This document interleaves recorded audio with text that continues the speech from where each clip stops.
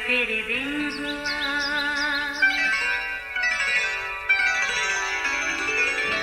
नया फिर दिन हुआ, पुरानी रात का करे सो शुक्र हम खुदा की जात का, खुदा की जात का, नया फिर दिन हुआ।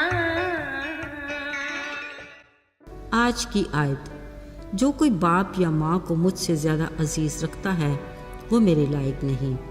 मत्ती 10 बाब 37वीं आयत। अजीज़ों, एक बादशाह ने अपनी सालगिरह के दिन खुशी से मसरूर होकर एक बड़ा ऐलान किया। उसने अपने 3 वफादार वज़ीरों से कहा, मैं तुम्हारी अच्छी कारकर्दगी पर खुश हूँ और तुम्हें इनाम में कुछ देना चाहता हूँ, सो जो तुम्हारी ख्वाहिश होगी वो पूरी की जाएगी। ओह, इतनी बड़ी पेशकश! हमारी खुशी के वज़ीरों को कुछ समझ नहीं आ रही थी कि क्या मांगे। बड़ी सोच विचार के बाद 2 वज़ीरों ने जो मांगा, बादशाह ने अपने वादे के मुताबिक दे दिया। अब तीसरे वज़ीर की बारी थी। बादशाह ने कहा, हाँ बता, तेरी क्या ख्वाहिश है, वो भी पूरी की जाएगी।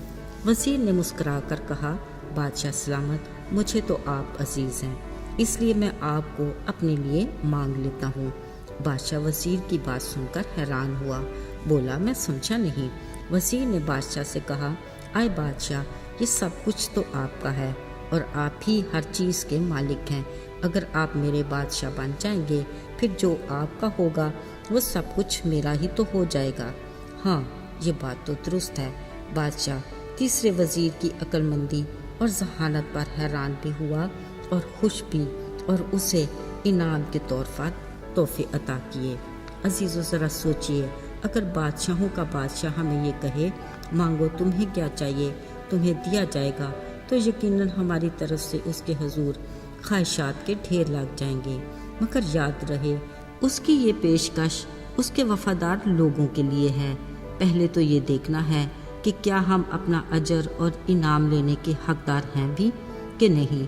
कलाम मुकद्दस में उसने फरमाया, जो कोई अपने माँ और बाप को मुझसे ज़्यादा अजीज़ रखता है वो मेरे लायक नहीं, और जो कोई अपने बेटे और बेटी को मुझसे ज़्यादा अजीज़ रखे वो भी मेरे लायक नहीं। मतलब खुदा से हमारी वफादारी का सिलसिला हमारे अपने घर से शुरू होता है। बिलाशुबा माँ बाप और औलाद खुदा ताला की तरफ से हमारे लिए अनमोल बरक़ात हैं, और वो चाहता है कि हम इन बरक़ात से खूब लुत्फ़ उठाएं और इन रिश्तों से जुड़े रहें। ये उसी के अता करदा हैं। और बिलाशुबा उसने ये भी कहा कि अपने माँ और बाप की इज़्ज़त कर ताकि तेरा भला हो और तेरी उम्र दराज हो।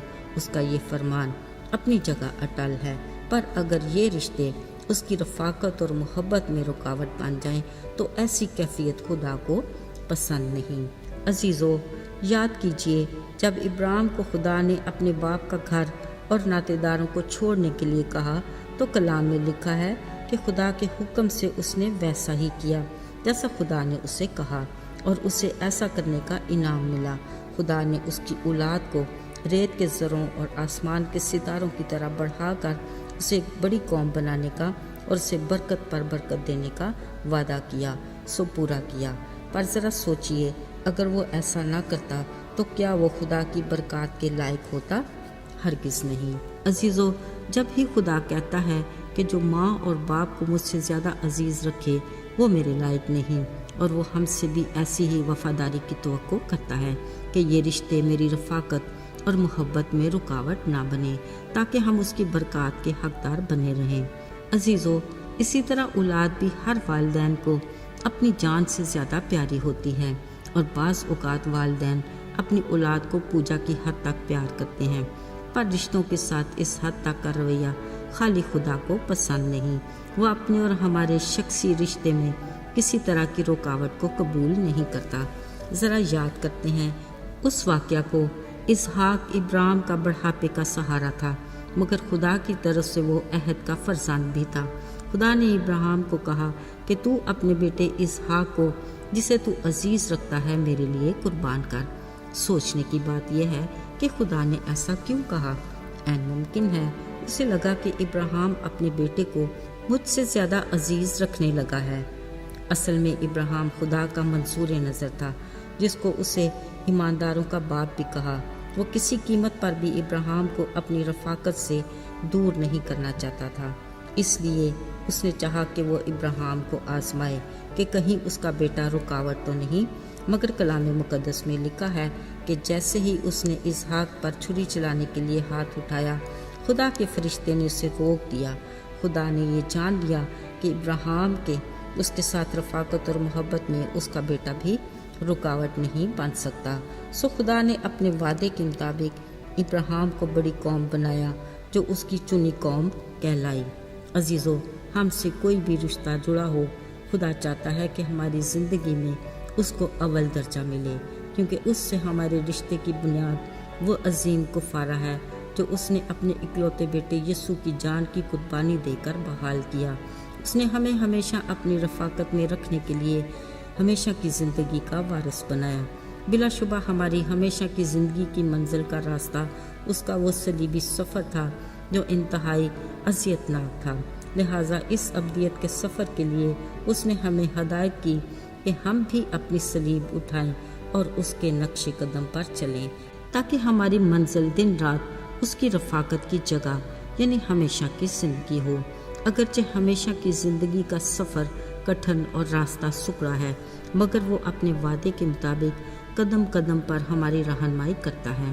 ہمارا کام فقط نجات کے بانی اور کامل کرنے والے یسوع کو تکتے رہنا ہے۔ آئیے دعا کریں۔ زندہ جلالی آسمانی باپ، بطور انسان ہم نہایت کمزور ہیں، خطروں کے خیال سے ہی گھبرا جاتے ہیں۔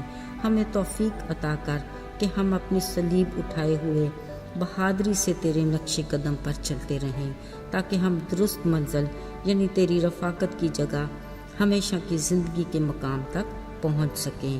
یسوع کے نام میں آمین۔